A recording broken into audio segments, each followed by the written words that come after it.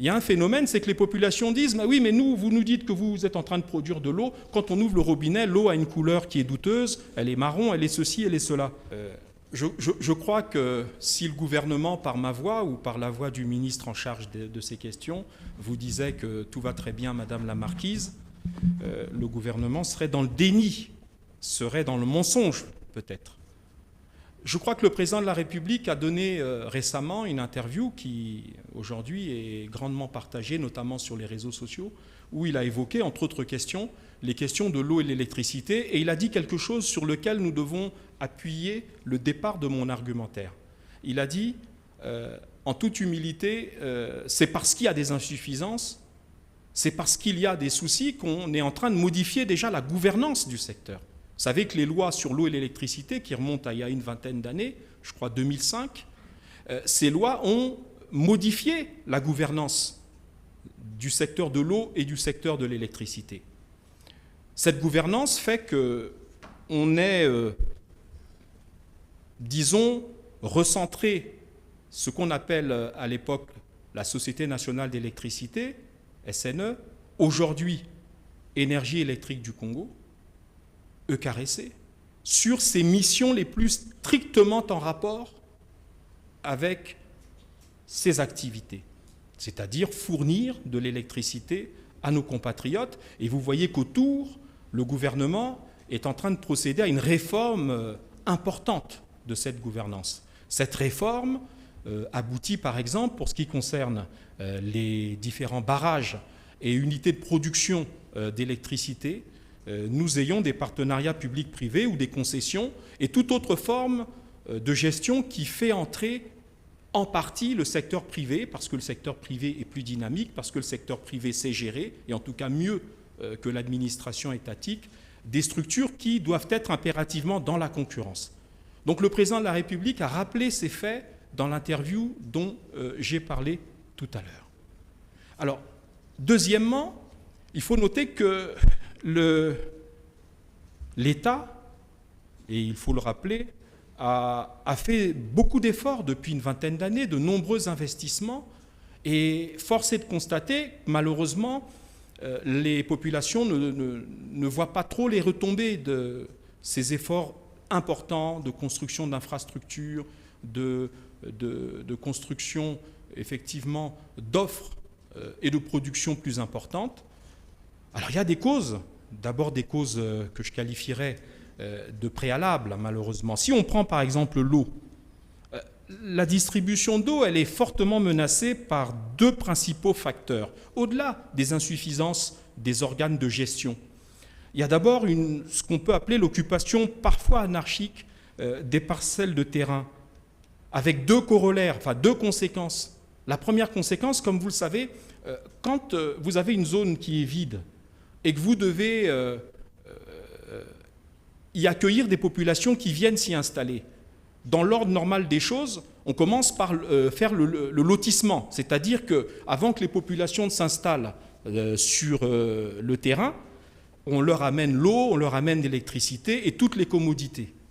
Malheureusement, avec le développement de cette occupation qu'on pourrait qualifier d'anarchique, eh bien, les gens vont construire, vont s'installer, mais parfois l'infrastructure ne suit pas. Et même la plupart du temps, l'infrastructure ne suit pas. Ça, c'est la première conséquence en termes d'occupation parfois anarchique. Il y a une deuxième conséquence qui est due à la nature des terrains dans nos villes de Brazzaville, de Pointe-Noire. C'est l'existence d'une érosion qui est favorisée par l'installation anarchique. Eh bien, à ce moment-là, vous avez les phénomènes que nous subissons dans nos villes, principalement, où les gens, quand ils construisent leur maison, il faut bien que la maison ait des fondations, par exemple, ou qu'ils occupent un terrain et qu'ils installent des constructions, eh bien, ça peut toucher des tuyaux, et souvent c'est le cas, eh bien, ces tuyaux se retrouvent à l'air libre, et à ce moment-là, eh bien, que se passe-t-il? Ils éclatent. Sous l'effet de la chaleur, je vous rappelle que nous sommes dans un pays chaud, à climat et météo tropical, et donc on a ce phénomène-là, et si un tuyau éclate, il ne peut plus remplir son office. Ensuite, nous avons l'entretien lourd des réseaux, c'est la grande et seconde raison. Alors là-dessus, il y a un phénomène, parce que je vous ai dit le premier jour qu'il ne faut pas parler la langue de bois, il faut dire les choses.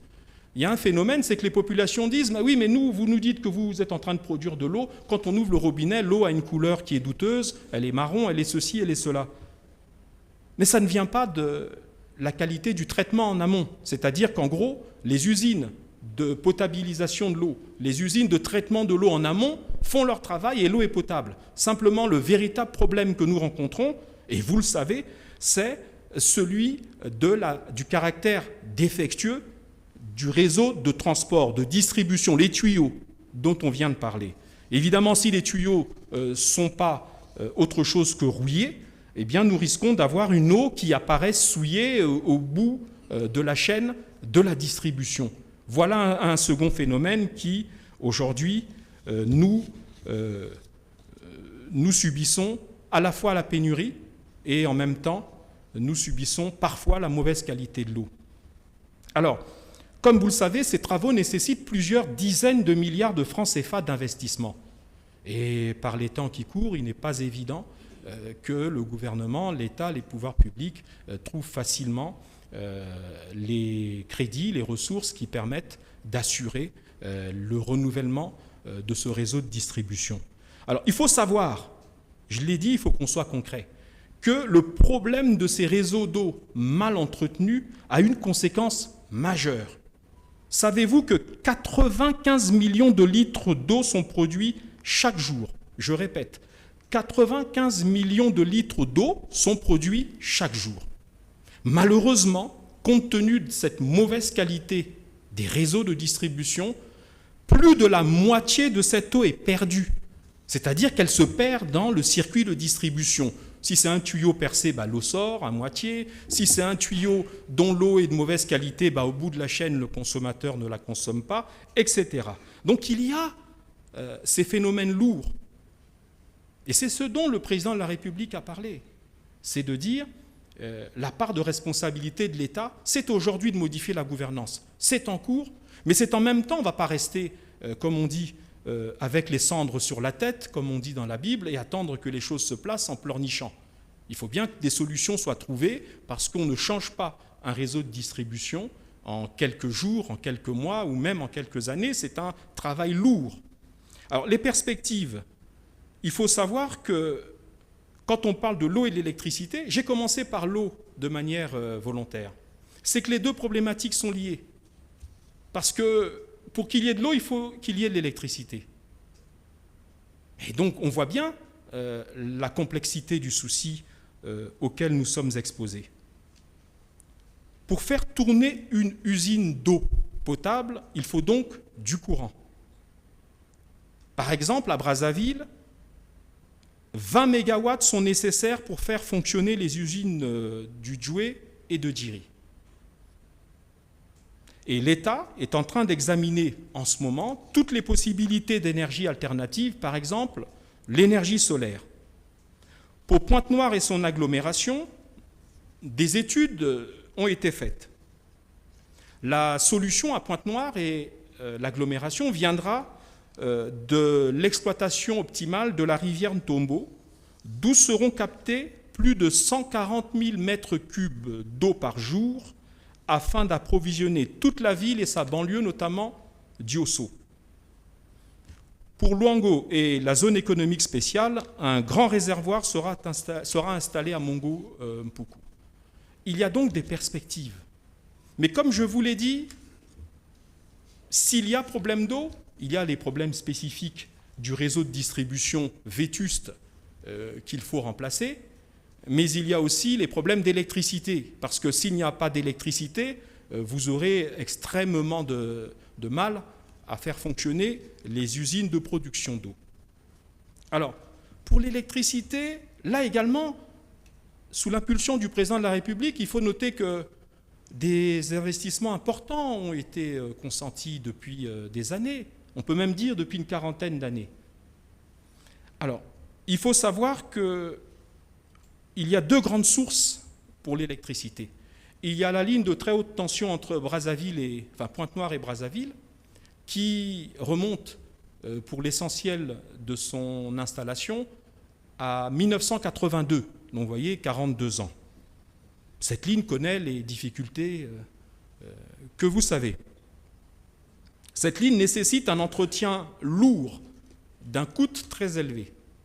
Alors effectivement, nous pouvons multiplier les sources en termes d'offres, avec les barrages, l'Iweso, les centrales électriques, que ce soit Djeno, et en perspective, les centrales qui sont à Cholet, qui seront à Cholet ou à Sunda.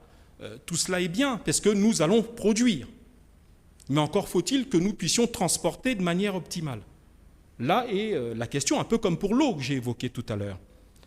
Alors, les efforts de l'État, il faut savoir que de 2002 à 2015, l'État a consenti de lourds investissements dans la construction des barrages. J'ai cité l'Iweso tout à l'heure, mais on peut citer Imbulu, on peut citer les sources d'offres et de production de Djiri, avec des réseaux de distribution et d'interconnexion. Il faut savoir que nous produisons 720 mégawatts, dont 500 mégawatts sont produits par les centrales à gaz. Mais cet effort est contrarié par la mauvaise qualité de la gouvernance dont on a parlé tout à l'heure et par les problèmes de distribution de cette électricité. Alors, la consommation d'électricité, je vais vous donner des chiffres précis. Vous voyez, on produit 720 mégawatts. À Brazzaville, la consommation d'électricité est estimée à 250 mégawatts. 180 mégawatts pour Pointe-Noire, 5 mégawatts pour Dolisie, 3 mégawatts pour Nkayi et le reste pour les localités de moindre importance. Notre problème, il est tout simple, un peu comme pour l'eau. Le réseau étant défectueux, faute d'entretien viable, il entraîne une perte de production. Un peu comme pour l'eau, tout à l'heure on a dit, on a des tuyaux, s'ils sont percés, l'eau n'arrive pas à destination. Eh bien pour l'électricité, nous avons le même problème. Nous perdons dans cette production que j'ai évoquée tout à l'heure de 720 mégawatts, nous perdons en moyenne une production qui est évaluée entre 80 et 100 mégawatts qui se perdent entre Brazzaville, enfin Pointe-Noire, puisque c'est une offre qui arrive de Pointe-Noire, et Brazzaville. 80 à 100 mégawatts de ce qui est produit se perd dans le réseau de transport à très haute tension entre Pointe-Noire et Brazzaville. Il faut savoir que les réformes que le président de la République a évoquées dans son interview ont permis la mise en place, surtout depuis 2023, de 3 secteurs pour la gestion de l'électricité dans notre pays. Il y a un pôle de production. Ce sont les différents barrages, les centrales à gaz, etc. En effet, en plus de la production hydraulique, l'État a renforcé la production d'électricité par la centrale électrique du Congo et la centrale de Djeno. Il y a ensuite des unités de production annexes comme l'éolien, le solaire ou la géothermie. Le deuxième pôle, c'est le pôle transport. Parce qu'une fois qu'on produit, effectivement, il faut transporter. Et c'est là où le bât blesse, on le voit depuis tout à l'heure, que ce soit pour l'eau ou pour l'électricité. Pour le transport, parce qu'encore une fois, comme le président de la République l'a dit dans son interview, et comme le Premier ministre ne cesse de le dire dans ses interventions, ce problème est crucial parce que si vous ne pouvez pas transporter l'énergie ou l'eau d'un point A à un point B, eh bien ceux qui en sont les bénéficiaires auront du mal à bénéficier de la prestation. Actuellement, une société de transport de l'électricité est en cours de création. Et cette société, dont les partenaires, puisque vous savez que l'État a adopté de manière politique et de manière définitive l'idée que c'est dans le partenariat entre lui-même, l'État, juge de l'intérêt général, et les intérêts privés, qu'on doit trouver la combinaison optimale pour gérer de manière efficace le pôle des transports. Eh bien, ce pôle des transports est en cours de constitution. Et enfin, le dernier pôle, c'est le pôle de la commercialisation et de la distribution. C'est en gros ECAREC et tous ceux qui viendront à l'appui, personnes privées, personnes morales de droit privé et autres, qui viendront à l'appui de la distribution d'électricité auprès de nos compatriotes. En fait, c'est l'électricité de détail. On parle donc de ECAREC, notamment. Alors, à ce propos, parce que je ne vais pas m'arrêter au nom du gouvernement sur le constat de ce qui ne va pas et, encore une fois, me couvrir de cendres et dire on ne peut rien faire. Bon, il faut savoir que le gouvernement multiplie depuis des années les moyens, les investigations, les contacts, les actions de coopération avec un certain nombre de partenaires pour renforcer le pôle principal qui est celui de la distribution, c'est-à-dire le transport de notre énergie. Alors il faut savoir que la Banque mondiale et le gouvernement ont signé, en marge d'ailleurs de la conférence qu'on a appelée la conférence sur la forestation, le gouvernement et la Banque mondiale ont signé le 5 juillet 2024 le projet de renforcement des services d'électricité qu'on appelle PASEL en sigle. Le PASEL bénéficie d'un financement de 100 millions de dollars, ce qui n'est pas rien, et qui va donc permettre au gouvernement de mettre en place de manière effective cette société de transport et les conditions d'une rationalisation de la gouvernance. Alors, il y aura l'amélioration de la qualité de l'accès aux services d'électricité, le renforcement de la performance des réseaux de transport, qui est le point noir essentiel, transport et de distribution, entre Pointe-Noire et Brazzaville. Il y a, dans le cadre de ce projet, un certain nombre d'autres mécanismes sur lesquels je ne reviendrai pas, mais bon, je peux citer quelques-uns. Ce projet va, par exemple, permettre une augmentation du recouvrement des recettes grâce à la fourniture de compteurs intelligents et des systèmes d'information de gestion. Vous voyez, on parle du numérique même dans ce domaine, qui seront utilisés par les concessionnaires qui vont être désignés. Et il permettra donc à 1 750 000 personnes dans notre pays de bénéficier d'un accès amélioré à l'électricité. Voilà ce que je pouvais vous dire sur cette question qui est cruciale, qui est une question essentielle. Le gouvernement agit. Il est clair qu'il n'agit pas forcément assez vite du point de vue des populations